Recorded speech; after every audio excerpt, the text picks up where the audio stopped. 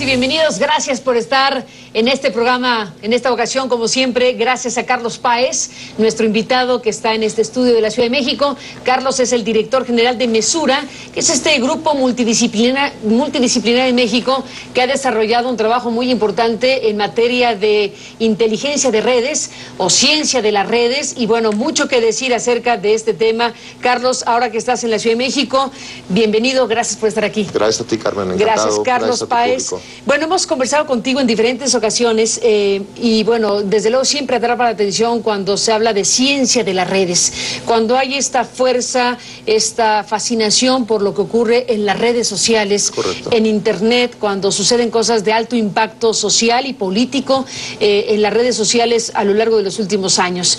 Me gustaría, para iniciar esta conversación, que vamos a dirigir fundamentalmente al tema de la ciencia de las redes y partidos políticos y actividad política, con dos casos particulares que es México-Colombia, Colombia-México. Pero antes de entrar a estos casos que nos ilustran el asunto, hablemos de ello. Descríbenos qué es esto de inteligencia de las redes. Te he oído decir es física pura. Correcto. A ver, ¿frente a qué estamos científicamente? Una vez más, los físicos se nos metieron a la vida, Carmen, como con los rayos X, con las resonancias magnéticas, con el poder atómico, con la nanotecnología. Hasta el 99, el Instituto Max Planck, que es como la casa de la física en la Tierra, aceptaba que las redes humanas, sociales, etcétera, se formaban al azar.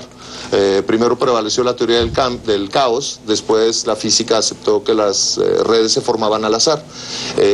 Mi socio y uno de los descubridores de la ciencia, el doctor Albert Laszlo Barabasi, le facilitaron en el 99 60 millones de conexiones de páginas web. Era una cantidad muy importante en 99.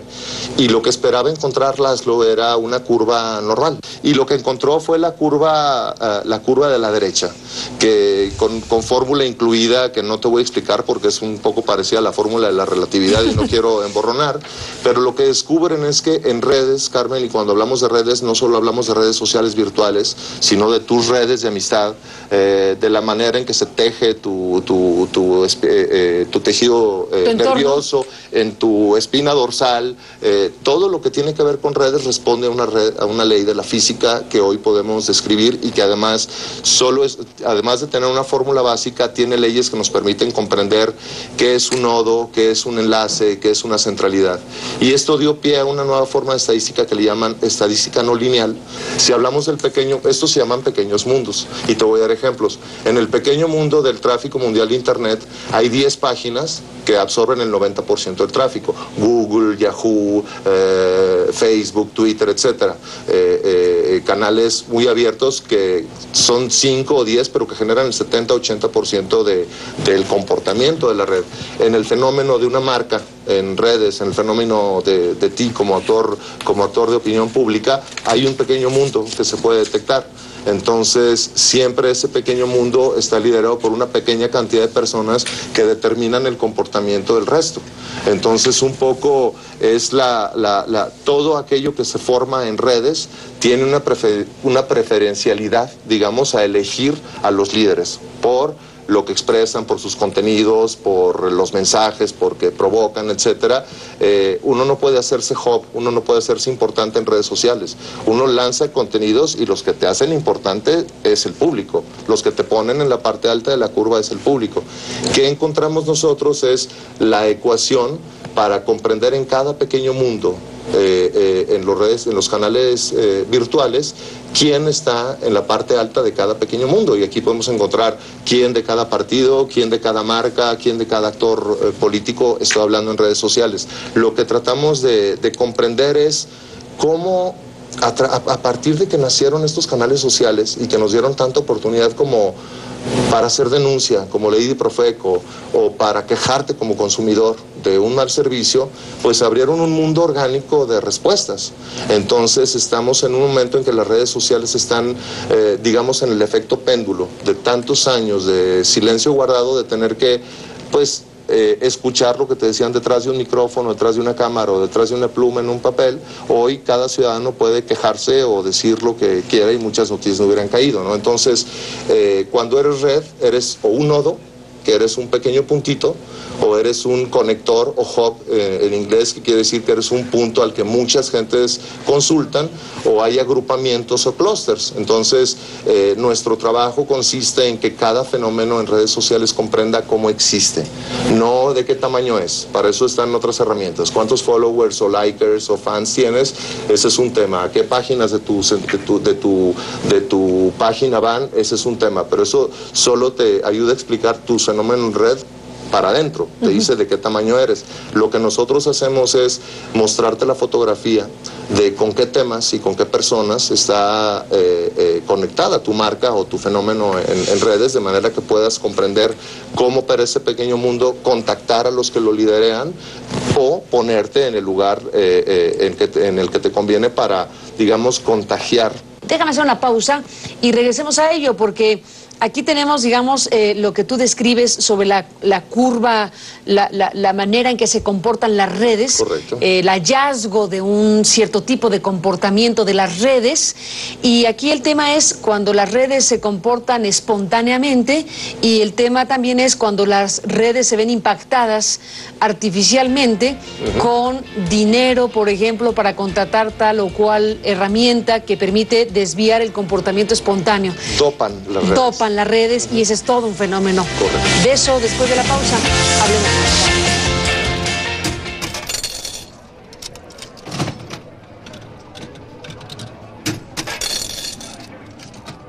Pero estoy hablando que estás a 3.9 grados de un pastor en Pakistán. Regresamos, Carlos Páez, en tu explicación. Esta última frase que dijiste probablemente se incorporó a la transmisión. Perdón. Bueno, mejor usémosla para que me sigas contando. Sí, bueno, una de las leyes de redes parte del concepto de 6 grados de separación. Duncan Watts, un sociólogo y físico, hoy jefe de investigación de Microsoft. ¿Qué significa 6 grados de separación? Sí, determinaron que estadísticamente estamos conectados los 7,000 millones de habitantes por 6 personas. Ese número ha ido decrementando. Duncan Watts hizo la primera corrección a 4.78, y este año nuevamente la IAB, que es la Autoridad de Internet Mundial, y el Instituto Max Planck dieron un nuevo número. Y esto quiere decir, Carmen, que estamos hoy, dada toda la tecnología y canales sociales, a 3.8 grados de separación. Lo que te decía no es contigo y una gran figura, es entre Carmen Aristegui y un pastor de Pakistán. Entonces, realmente, a pesar de ser un mundo tan grande, en términos de conectividad, estamos tremendamente cercanos gracias a la tecnología, y eso es algo que la sociología no podía prever, y por eso los cambios de hábitos y de consumo de información están cambiando tan radicalmente, ¿no? Realmente estamos frente a un cambio civilizatorio. Totalmente. Un cambio de civilización, sin la menor duda, y bueno, pues tú nos ayudas a entender en este concepto científico de cómo explicar las redes, y utilizando o recurriendo, mejor dicho, a casos en particular. Estuviste en contacto directo con el caso colombiano, lo has estado en el caso mexicano y hablaremos de ello también, sí. Pero el caso colombiano es una expresión viva de cómo este tema puede influir, impactar y definir cuestiones políticas, político-electorales en este caso. Sí. Cuéntanos. Hicimos 3 tomas, Carmen, en Facebook. Te tengo que decir que Twitter todavía no es un canal maduro en Colombia como lo es aquí. Facebook es el canal, y tomamos 3 fotografías de cómo aparecían las fuerzas políticas y el voto en blanco en Colombia. En el primer caso ves cómo el voto en blanco marcaba en las encuestas arriba de 30%.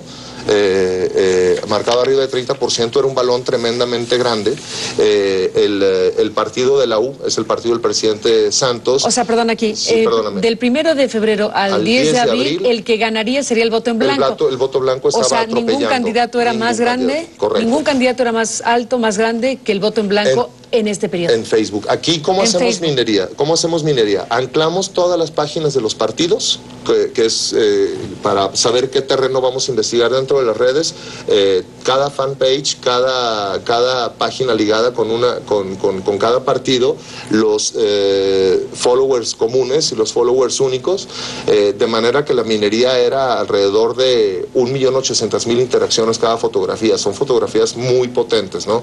Entonces, lo que vimos en Colombia es un electorado muy volátil, digamos, el amago del voto blanco era muy serio. Cuando yo estuve en Colombia hace 6 semanas, los datos marcaban 30% de personas por voto blanco.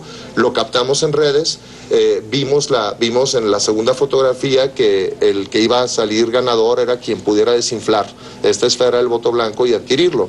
Y como vemos en la segunda fotografía, apropiarse del voto blanco y convertirlo en voto para... En voto para un partido. Entonces no era voto blanco, eran votantes indecisos que estaban tratando de poner, digamos, un poco en jaque a las formaciones para decir vamos a votar blanco, pero finalmente todos migraron. Y en la segunda fotografía vemos cómo empezó a inflarse la figura del candidato del partido que hizo el expresidente Uribe, al no poderse presentar y entrar en un conflicto político con el presidente Santos, hace esta formación política, lanza un candidato, el candidato absorbe el voto blanco desde mayo.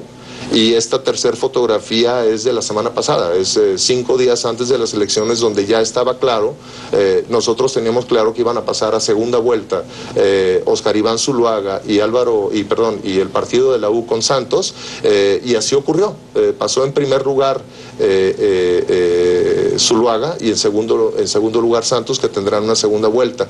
Ahora viene saber el resto de las fuerzas políticas se desinflarán para irse con cuáles de los dos candidatos finalistas. Pero la buena noticia que te comentaba antes de entrar al aire es que nosotros el miércoles pasado pudimos haber dicho que esto se llama ciencia de las redes y ciencia de anticipación. Podíamos decir ahora, sin temor a equivocarnos, digo, claro, después de pasado el toro, todo el mundo es torero, ¿no? Pero pudimos haber anticipado que evidentemente iba a sobrepasar Zuluaga Santos y que el resto de los candidatos no tenían la oportunidad, ¿no? Aquí no le hicimos ninguna pregunta a nadie. Esta es opinión pública publicada orgánica. Nadie le dijo quiere a Santos o quiere a Zuluaga o quiere a otro candidato presidencial. Es lo que la gente dice orgánicamente. Entonces este es el tremendo valor.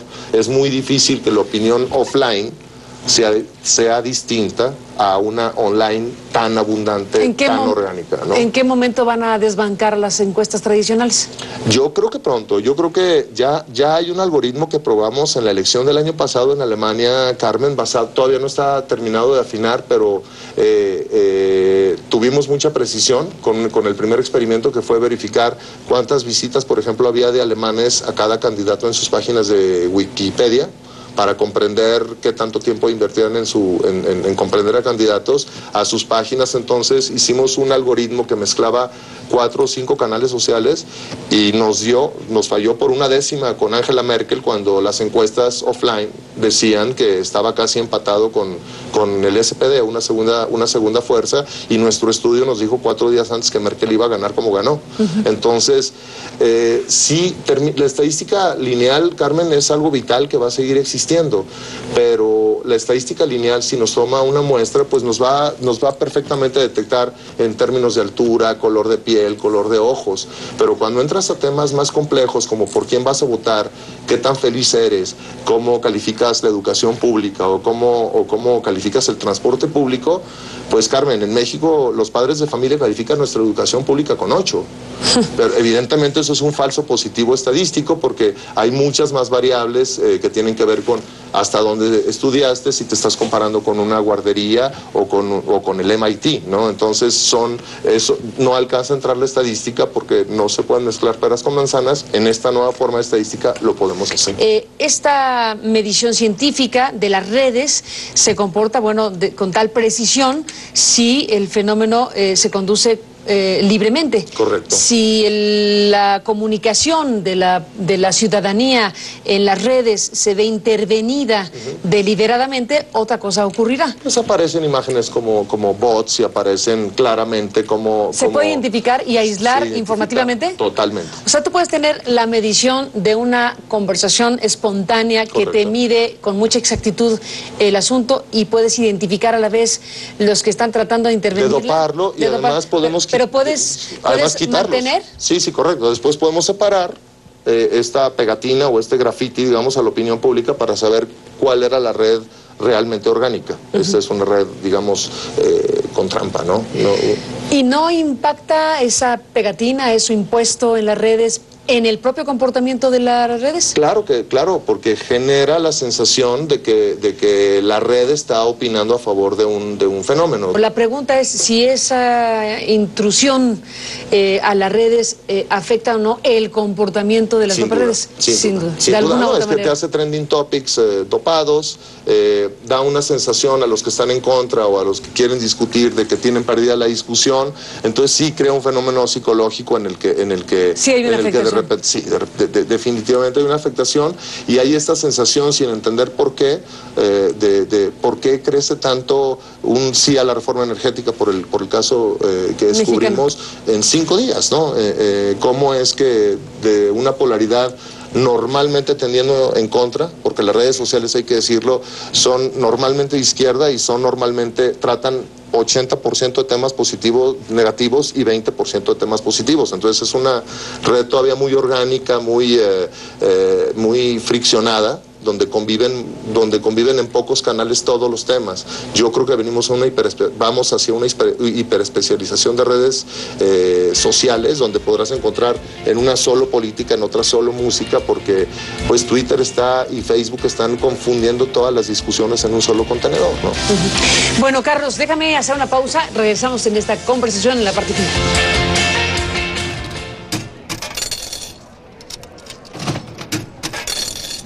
Bueno, entramos en la parte final. Carlos Páez, con esta conversación sobre inteligencia de redes, nos hablaste del caso colombiano reciente, sí, y bueno, vivo en estos momentos, y tienes también con mesura un análisis de los partidos políticos. Correcto. En México. Así es. ¿Qué se encontraron? Primero es la fotografía de cómo es Facebook, de manera que aquí el proceso que seguimos es el que les comenté. Evaluamos cada página de cada uno de los partidos políticos. Voy a explicar esta gráfica. El tamaño del logo del partido representa la cantidad de followers únicos, de manera que el PRI de lejos es el partido con más followers únicos. Como ven, la gran sorpresa en esta medición que fue de enero y febrero es cómo el Movimiento Ciudadano se cuela a la centralidad. En ciencia de redes, estar en el centro es muy importante. Si quitas ese nodo, se desestabilizaría el sistema. Lo que destaca es el crecimiento rápido de Morena, cómo está decreciendo PRD y PAN y cómo se van a la periferia de la red, y cómo los partidos pequeños aparecen como lo que son. Mira cómo aparece el Partido Verde solo enlazado. Son satelitales, exactamente. Esta es la imagen de lo satelital. Y el PT es un partido satélite de la izquierda, y PRD y PAN me parece que reflejan exactamente lo que están viviendo, ¿no? Están en la periferia y están, digamos, en luchas internas que están haciéndole mucho daño, digamos, a sus propios partidos. Entonces me voy a la siguiente gráfica, que es por actores políticos, y aquí lo interesante es, evidentemente el presidente Peña Nieto tiene la centralidad del sistema, pero con un sistema que lo tiene tremendamente expuesto a él. Esto lo llamamos una formación de estrella. Digamos que por diseño, el presidente lo están poniendo en una posición digital en Facebook de tiro al blanco. Él va a recibir todos los golpes. Cuando ves el Movimiento Ciudadano destaca, uno, porque le roba la centralidad.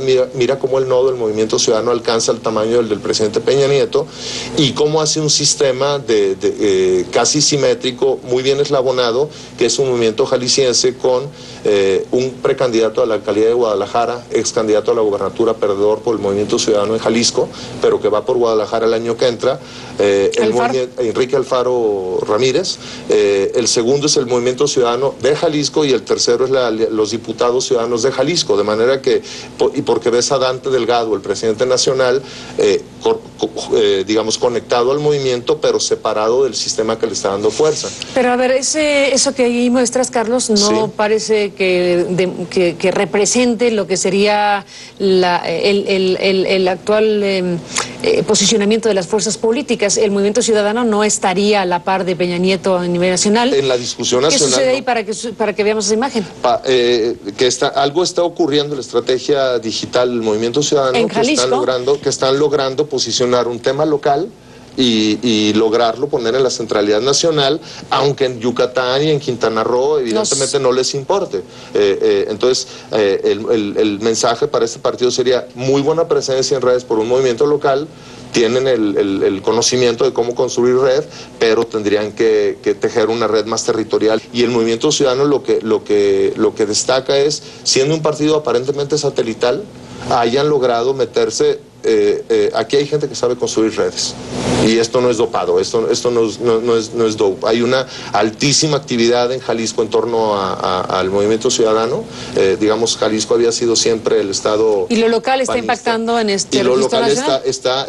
está impactando tanto a la discusión nacional como el presidente Peña Nieto. Es increíble eso, pero también te muestra cómo también, por otro lado, PAN y PRD, si pueden acercarse a la derecha de la toma y hacer una apertura, los vas a ver disgregados, sin centralidades y un poco como lo que son, ¿no? Hoy el PRD y el PAN encontrando un rumbo, Morena organizándose como una fuerza también política dispersa, pero muy territorial, cada vez con más, y el PRI, pues una fuerza tremendamente organizada detrás del presidente de la República. Pues ahí está el conjunto de cosas, Carlos Páez, que nos llevan a pensar y a reflexionar y a saber más de esta ciencia de las redes o de inteligencia en redes. Correcto. Y bueno, pues como al final de cuentas, como tú has dicho, es física pura en todo caso, y bueno, son las nuevas herramientas y realidades de la humanidad, ¿no? Así es. De cómo la comunicación en redes y cómo los fenómenos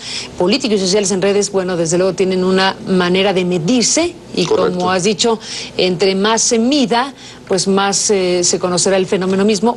Predecible es. Si es ciencia, es predecible. Así es. Y la otra es que también seamos capaces de detectar a aquellos que pretendan dopar a la opinión pública. Me parece que es un servicio que le urge a los medios, que le urge a la opinión pública mexicana. Bueno, están desatados los que quieren dopar a las redes, ¿no? Así es. No los que quieren, los que dopan todo el tiempo a las redes. Así es. ¿En México y el mundo? En México y en Colombia también hubo algún escándalo con un hacker.